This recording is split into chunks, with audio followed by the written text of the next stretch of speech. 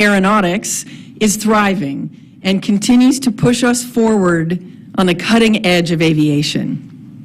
Innovation is at the core of all of NASA's missions, and for decades we've delivered new technologies to the public and to industry.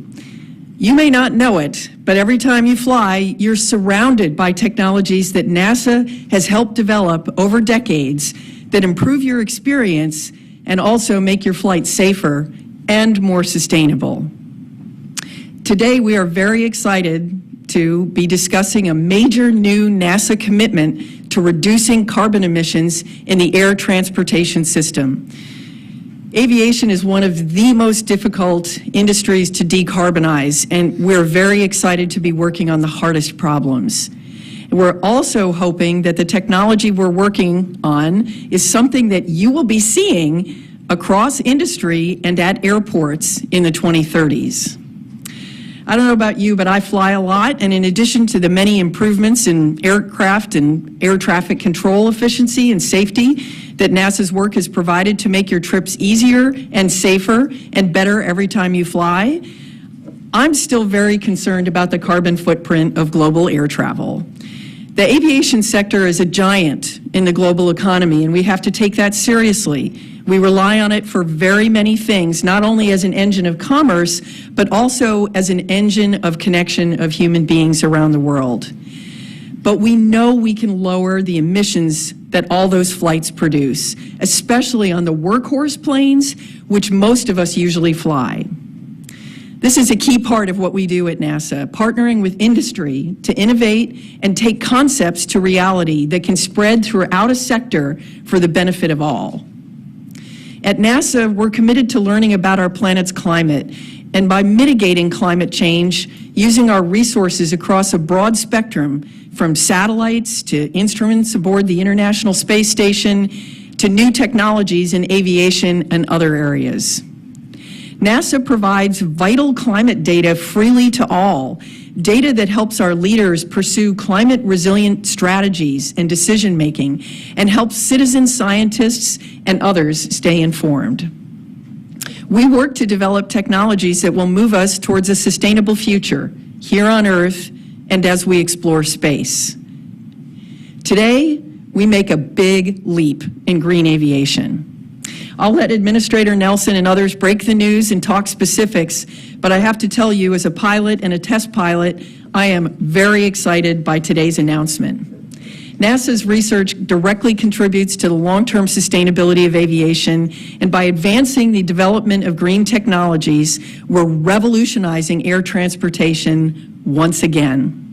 With that, I'd like to introduce NASA Administrator Bill Nelson.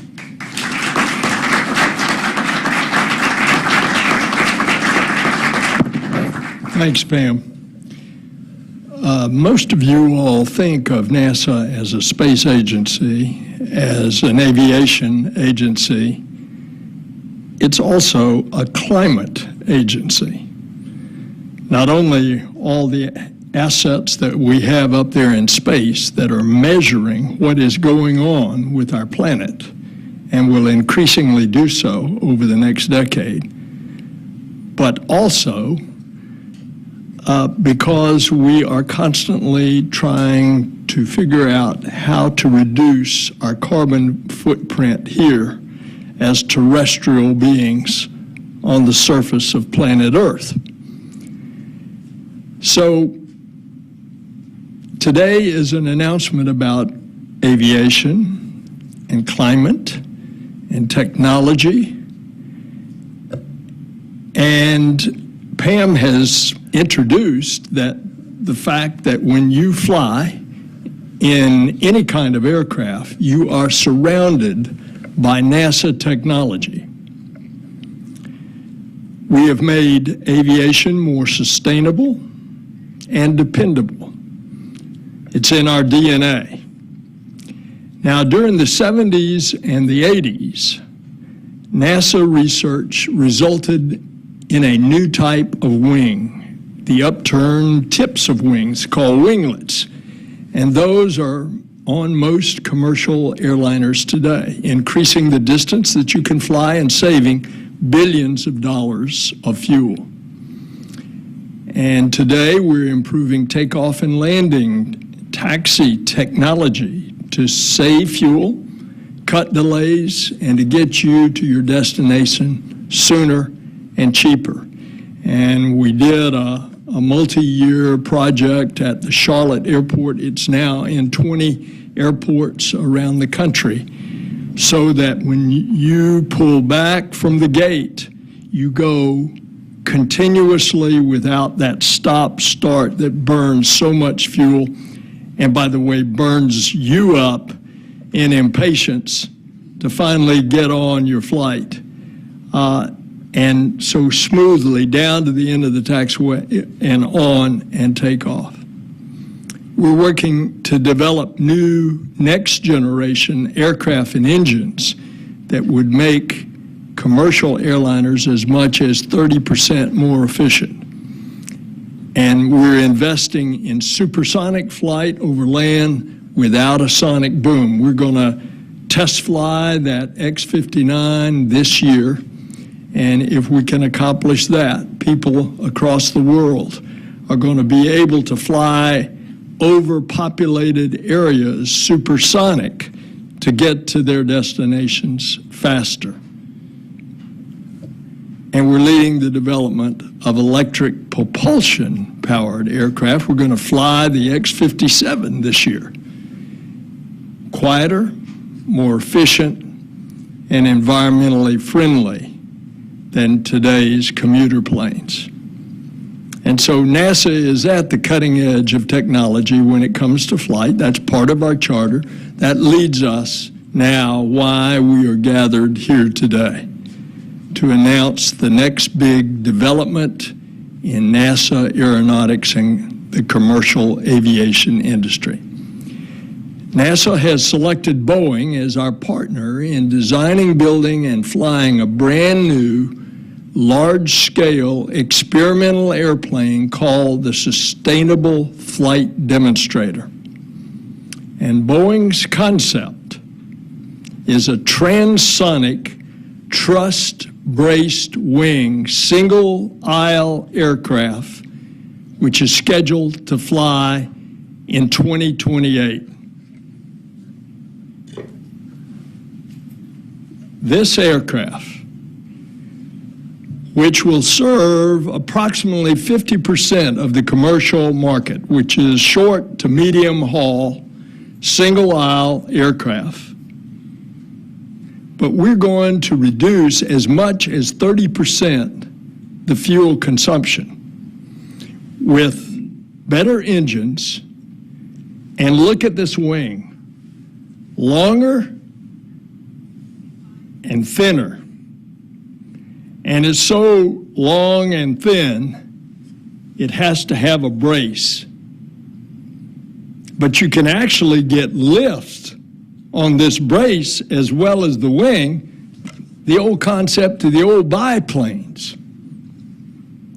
That is a revolutionary design.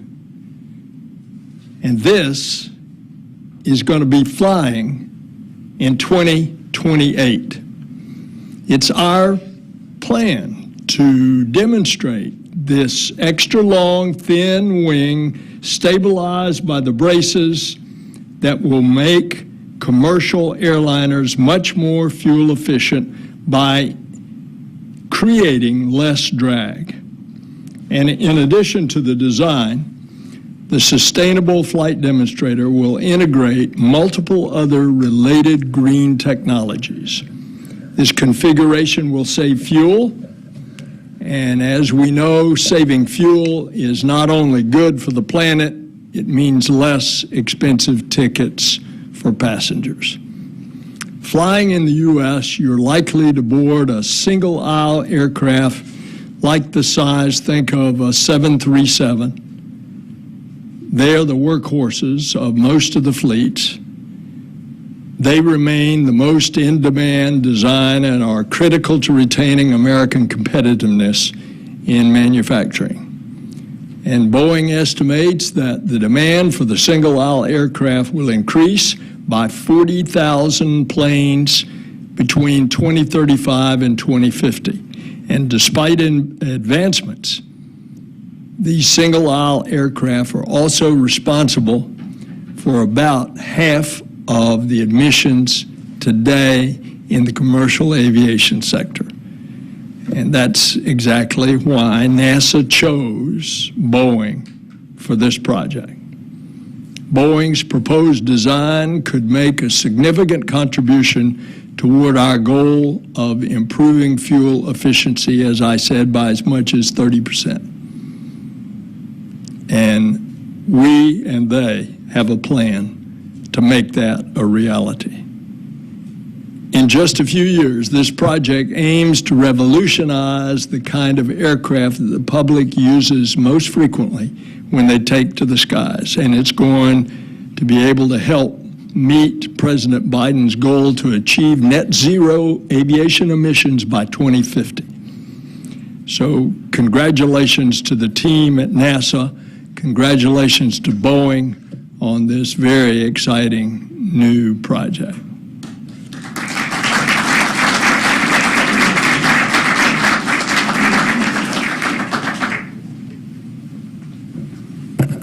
Thank you, Senator Nelson. This is really, I want to thank everybody for being here, and this is just such an exciting time. For someone who's spent his entire career, my career, in aviation and aeronautics, this really is a seminal moment, I believe, for the future of aviation. So this is just an exciting, not just for me, but for all of NASA, for the White House, our fellow agencies, our partners, the innovators who are all working towards a sustainable aviation future. This is a really critical moment. Our partnership with the Boeing company is not only transformative, but it's a smart investment in a critical asset, the air transportation system that moves millions of people and tons of cargo every year. It's proved vital to our response to the global COVID pandemic. I think everybody can relate to the fact that, during the pandemic, more deliveries were made. Think about the distribution of vaccines. I mean, all of that, if we didn't have an air transportation system, those things would not have been possible in the way they were. So this is a vital asset to the nation and to the globe. And looking forward, looking to the future, creating those next technologies, getting them into the system is absolutely vital. So the Sustainable Flight Demonstrator project is the largest, most ambitious effort under NASA's Sustainable Flight National Partnership. That partnership is a portfolio of technology investments in 3 areas to make aviation more sustainable: aircraft technologies, flight operations and infrastructure, and sustainable aviation fuels. The Sustainable Flight Demonstrator, or SFD, is the culmination of work with industry over many years to explore advanced aircraft technologies to reduce fuel burn, emissions, and noise. We've been working at this, technologies like this for well over, 15 years. In fact, NASA has been, part of aviation from the beginning, and as Pam said, many of the technologies, if you get onto an airplane, NASA technologies are all around you. So the work we've done over the last couple decades, specifically in, hey, what's the next generation? What's beyond the kind of airplane we're flying today, has led to this moment. And that's why, to me, it's such a seminal moment. So we have been advancing and exploring these advanced technologies, and we've been testing them in simulations in NASA wind tunnels, and we're now moving to that next stage, demonstrating this promising technology in flight. NASA is committing $425 million for this SFD through a funded Space Act agreement. Boeing and its industry partners will contribute the remaining costs, currently estimated at $725 million. For the next 7 years, the Sustainable Flight Demonstrator project has 3 goals. First, develop and flight test an advanced airframe configuration and technologies that together dramatically reduce aircraft use and CO2 emissions. As Administrator Nelson mentioned, 30% more efficient. Second, obtain ground and flight data that NASA and the industry team will use to validate the transonic truss-braced wing configuration and its technologies. Flight demonstration is absolutely critical. And 3, most importantly, is inform industry decisions about the design and manufacture of next-generation aircraft that will enter service in the 2030s to meet the environmental goals articulated in the U.S. Aviation Climate Action Plan, basically to get to net zero emissions by mid-century. We chose to use a funded Space Act agreement because this arrangement allows NASA to harness the knowledge and innovation of an industry partner while demonstrating advanced technologies that can inform industry decisions about future aircraft. Boeing and their industry partners are bringing their resources and expertise to this partnership. But NASA as well will be providing technical expertise and facility testing support in addition to providing fixed payments as milestones are achieved. This really is, in my view, a Team USA approach to a really important project. NASA engineers, technicians, and other specialists will participate with Boeing and its partners throughout the project lifecycle. NASA ground testing support will include some of the high-speed wind tunnel testing, structural testing of some of the wing components, piloted simulation, and acoustic testing. Flight test of the SFD is also expected to utilize NASA facilities at the Armstrong Flight Research Center in California.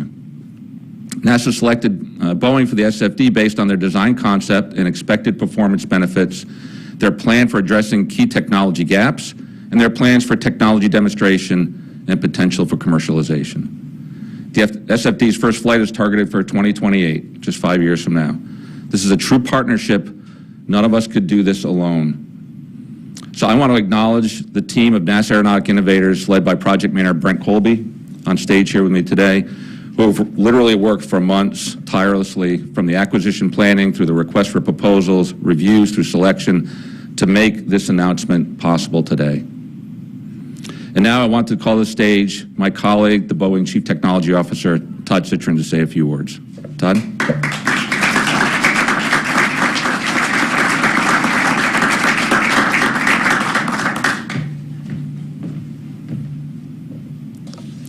Well, thank you so much. It's just such an honor to be here representing Boeing on an occasion that I'm sure many of us will remember for years to come. It's really true that we're going to be making history together, and we couldn't be more proud and excited to do so. I'd like to thank Senator Nelson, Deputy Administrator Melroy, Associate Administrator Pierce, and the entire NASA Aeronautics team for their work to make this milestone a reality. This agreement reflects a partnership more than a decade in the making, as was mentioned, to study the transonic truss-braced wing configuration, or TTBW. It began with early conceptual studies and other phases of sustainable aviation research. And through wind tunnel testing and digital modeling, we've been advancing the design to meet the requirements that this moment in aviation history demands. The technologies demonstrated and tested as part of the Sustainable Flight Demonstrator program, or SFD, could shape future generations of single-aisle airplanes with breakthrough aerodynamics, fuel efficiency gains, and drastically lower emissions.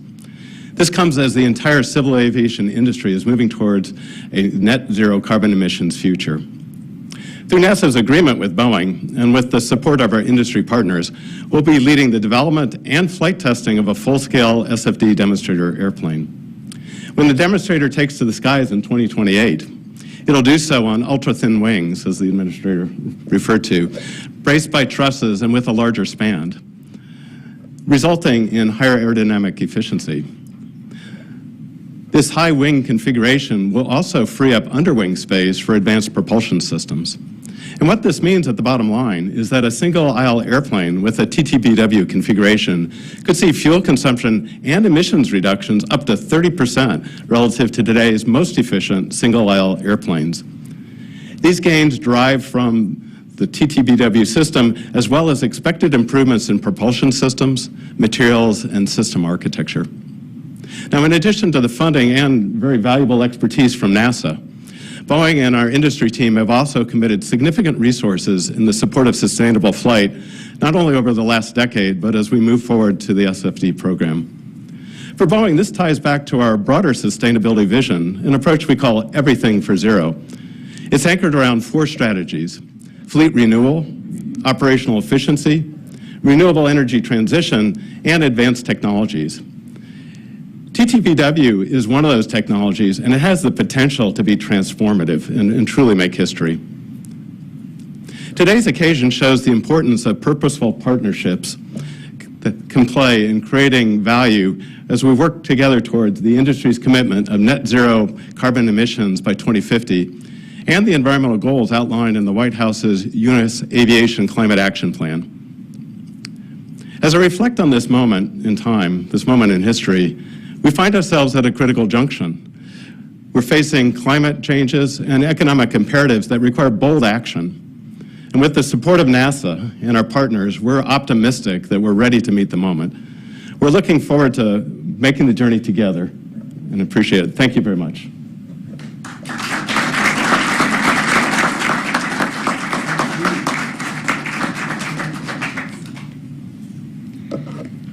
everyone. I'm NASA Press Secretary Jackie McGinnis, and our speakers, Administrator Nelson, Deputy Administrator Melroy, Bob Pierce, our Associate Administrator for the Aeronautics Mission Directorate, and Boeing's Chief Technology Officer, Todd Citron, as well as Brent Cobley, our Sustainable Flight Demonstrator Project Manager, will now take your questions. We'll hear from folks in the room and over the phones. If you're on the phones, you can press *1 to get into the queue. If you're in the room, you should go to one of the mics on the side.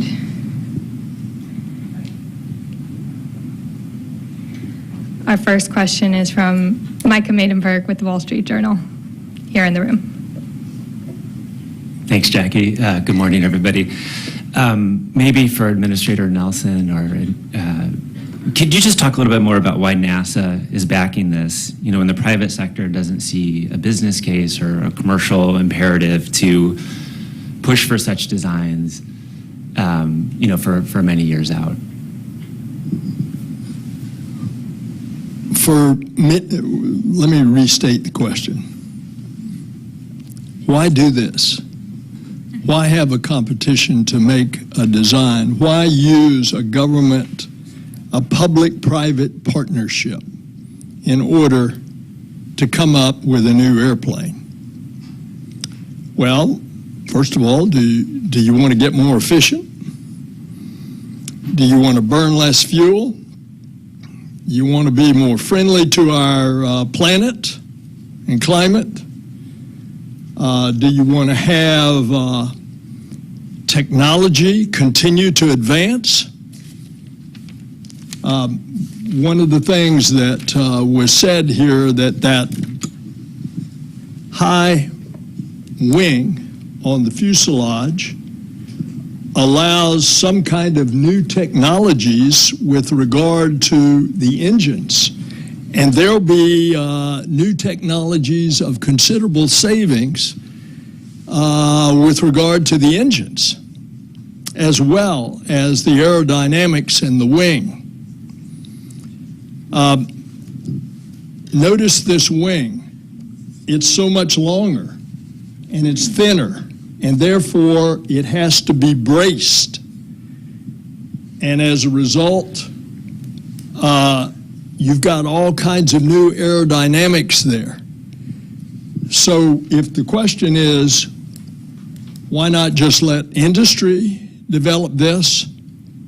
Look at the new model of a public-private partnership in almost everything that NASA does. We're doing it in low Earth orbit, commercial crew, commercial cargo to the International Space Station. Eventually, after the life of the station in 2030, we're going to replace it with commercial space stations. Look what we're doing beyond low Earth orbit. We're going to the moon. We're going to, with a government rocket and spacecraft, we're going to have a polar elliptical orbit of the moon, and then the crew is going to transfer into a private lander. The first competitor that won there is SpaceX. It'll be a SpaceX land. This is going on and on. It's in everything NASA does, including the climate and obviously aviation. And one final thing that I will say. This is as a result of competition. We had several excellent proposals. Bob can tell you about how the selection was Boeing as being by far the best. But what does this mean at the end of the day? It means a better lifestyle and also more jobs and less cost for passengers to travel on commercial airliners. I hope that's sufficient reason for this announcement today. And if I could just add, I mean, absolutely everything Administrator Nelson said, is really spot on. But the thing I would add is that this is an experimental aircraft.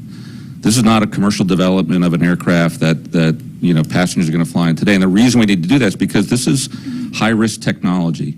And together, by partnering between NASA and industry together, we can go further. We can stretch further and take on higher risks than industry can do on their own. So it's not that, I mean, when it comes to making a commercial development, Boeing or whoever needs to do that on their own. That is not something that we would put anything into. It's only because this vehicle is a path to validating technology. That's why we're doing this. We're trying to validate technology. We're not trying to build a commercial product here. It just because it's large and and it's an aircraft doesn't, you know, it really is just a path to that technology validation. And if I could just add, sustainability is a central part of Boeing's mission. And this partnership, I think, is a fantastic way to advance technology for the good of all of us, for the reasons that the Senator talked about. We're investing together with NASA substantial resources, but we also make direct investments as well. And I think we've got to exploit all of the avenues to advance sustainability because it's critical to all of us. Thanks very much. Thank you. We'll take our next question from the phones. John Hemmerdinger with Flight Global. Hi, everyone. Thank you so much for doing this.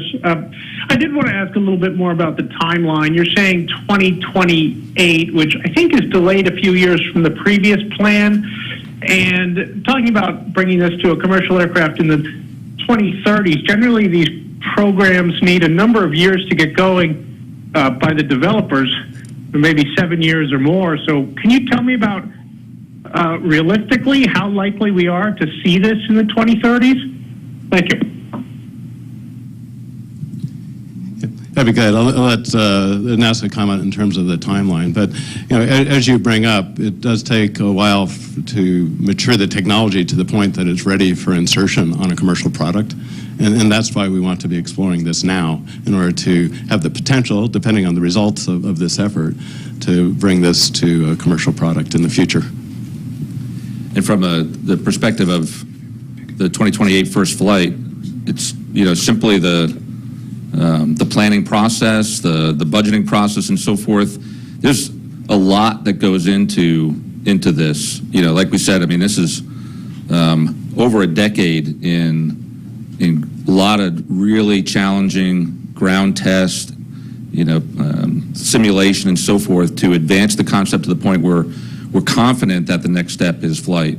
And then it just takes some time to do that kind of development. So we probably had earlier dates, you know, when we were in the sort of pre-project planning and so forth. But, you know, as you do more detailed planning, things get a bit more realistic, and you lay out what you believe is the most realistic timeline. And we think that the 2028 first flight is the most realistic time frame for getting it into the air. Take our next question. Thank you. Just to add on that, can you give an estimate of how long the flight test program is expected to last? Yeah, the flight program is about 1 year or so, and that's set up to look at a whole suite of different technology demonstrations that we want to accomplish during the flight test program. So, thanks. Thank you. Our next question from here in the room. David Curley from the Discovery Channel in Full Throttle. Mr. Pierce, can you talk a little bit about the aerodynamics and what is exciting about this for you and why you think it will work? And Mr. Citron, is this the new 737? Can you give us a little details about how many passengers, and can the technology, if it works, be scaled to larger aircraft? Yeah, so the aerodynamics of this kind of a configuration have actually been known for a long time. If you increase the aspect ratio of a wing, you naturally lower the induced drag, that airplane, the drag due to lift, right? So we know that if we do this, you get better aerodynamics, you get less drag, you burn less fuel. Those are pretty straightforward aerodynamic concepts. The challenge is, how do you build that wing? How do you how do you get the structure to work without adding a lot of weight? Because if you add weight, then you lose the aerodynamic benefits of a configuration like that. So it took advancements in materials, advancements in structures and so forth to develop that concept. You see the brace as part of that. It's really all of that innovation in terms of being able to build a practical, very high aspect ratio wing that gets you those aerodynamic benefits is really what this is all about. And I'll just add, certainly we think the technology is very exciting and promising. And one of the key outputs of this activity is really the learning, the knowledge of what, at the integrated airplane level, as opposed to individual piece parts of technology, at the integrated airplane level, what will the benefits be? And depending on the results of this effort, that'll dictate, as well as market conditions, whether this shows up in the next commercial product. Thank you very much. We'll take our next question from the phones. Stephen Bridgewater with the Royal Aeronautical Society. Hi, good morning, everybody. Steve Bridgewater from Royal Aeronautical Society in London. A three-pronged question, if I may. We talked earlier about the next generation of engines that you were planning to partner with this aircraft. Are we looking here at conventional avgas after-burning engines, or are we looking at hybrid electric and hydrogen propulsion, or is that a future project for NASA? Also, this very long truss-braced wing strikes me as going to take up quite a lot of space on stands and on aprons. Are you looking at folding this wing in any way for ground handling? And thirdly, you discussed that Boeing was by far the best candidate for this contract. Are you at liberty to say which other companies put proposals forward? So I'll take I suppose the first and third on the first question on the propulsion and electrification and so forth. I mentioned in my talking points the Sustainable Flight National Partnership. That national partnership actually has 4 projects. One of them is associated with, or actually 2 of them are associated with the propulsion system, both increasing the thermal efficiency of turbine engines and then the hybridization of those engines. So actually adding a megawatt or a couple megawatts of electric power to the aircraft to do really interesting things. We call it mild hybrid, but to hybridize the engine so that on things like top of climb, takeoff, and so forth, you can use some of that electric power and better optimize the turbine. So we're doing those things in separate projects. Because this is technology development, it reduces our risk to take on these large technology challenges in separate projects in order to be able to manage the risk and the schedule and so forth in a way that makes the most sense. So that is all part of what we call a Sustainable Flight National Partnership. On the third question, no, I'm not at liberty to say who the competitors were for the Sustainable Flight Demonstrator. And I'll let Todd talk about the actual design. Sure. Just relative to the first part of the question on engine technology, with that high wing, as the Senator talked about, that gives us the opportunity to explore much higher bypass ratios. So in addition to the type of fuel, as Administrator Pierce talked about, it also allows us to look at different configurations there as well. And on the second item, that is a part of the considerations. The key focus here is understanding the aerodynamics, but with the longer wing, that could involve the use of wing folds, but that's a technology that we're already utilizing commercially. Thank you. Thank you. Take our next question from here in the room. Thanks. Dave Shepardson from Reuters. Can I just ask, do you think this program will accelerate the development of the 737 replacement? I mean, I think currently you're not scheduled to have a new airplane till like the middle of the next decade. Or maybe conversely, when do you think some of this technology that might come out of this program might actually be deployed in production airplanes? Well, I'll start with in order to insert technology, as was inferred by a prior question, there is a lead time. Sure. And so we really need to be working the technology today for airplanes that will show up in the next decade, and that's the intent here. Whether that happens really depends, again, on the results of this activity as well as the market conditions. Thanks. Thanks, Dave. Our next question will come from the phones. John Ostrar with the Air Current. Hey, good morning. I was hoping you could talk a little more about the aircraft itself, just from the technology that's going into it. How are you, is it going to be a clean sheet nose to tail? Are you taking an existing fuselage from, I think there's been discussion of a 717 or an MD-80 to modify that? That's from a product perspective. From a process perspective, How are you thinking about the tools that Boeing has discussed in terms of model-based systems engineering and other sort of pathfinders for using this to validate the process side of this that is going to be essential for commercialization in terms of the development cost that goes into a commercial product like this? Oh, great. So relative to the starting point, the focus of this activity is really to gain learnings about the benefits at an airplane level of this transonic truss-braced wing configuration. So in that regard, we are going to be modifying a small single-aisle aircraft to demonstrate and measure at that airplane level what the performance benefits would be. And I just mentioned you mentioned process technology and so forth. Another one of the projects that we have under the Sustainable Flight National Partnership is a high-rate composite aircraft manufacturing project to prove out that we can economically increase the rate of production of composite components for aircraft, such as might be seen in the 2030s. Today, and probably talk more eloquently about this. It's all composite aircraft are not produced at the kind of rates you would probably see a single aisle produced at. So some of that process type technology, manufacturing type technology, is also critical to the future of aircraft manufacture and production. Yes, and then to add, can you talk at all about the actual engine you're going to use for this? Is there an X-plane designation that goes along with all this also?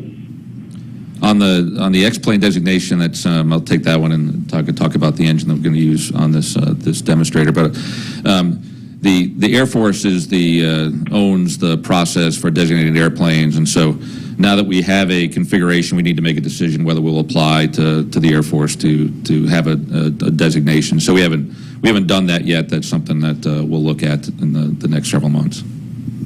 So relative to the engine, we're in the process across the board of finalizing our industry partners, so we'll have announcements on that at a later date. I'd just go back to the design process in addition to the materials process that Bob talked about. We will be using digital modeling and advancing our technology in that area as well. And actually on the NASA side, we're also putting together a model-based systems engineering approach so that, like I said, we have 4 different projects.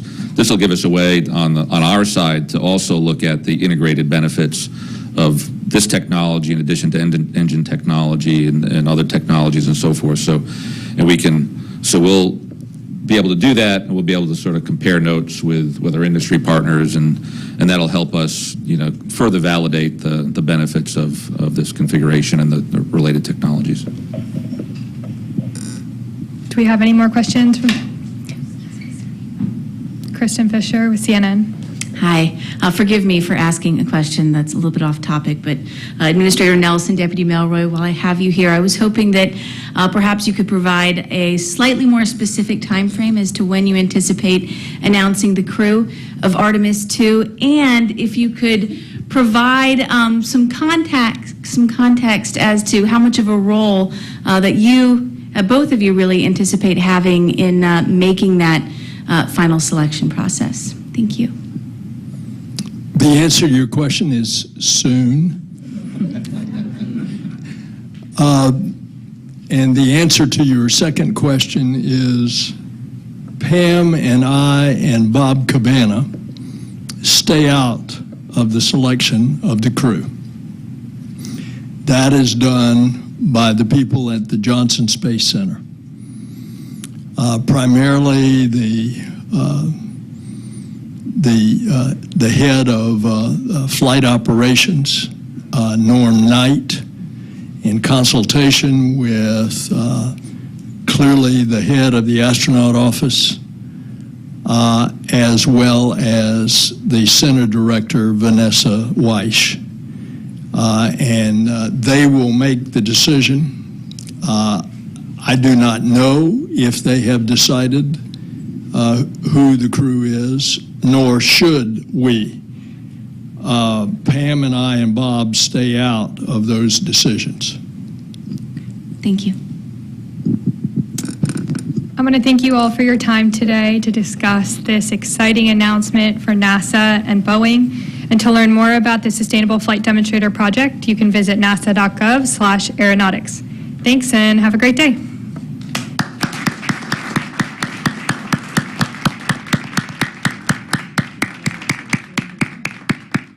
Generation today. Because the ambition to go has already begun. And because Mars is calling.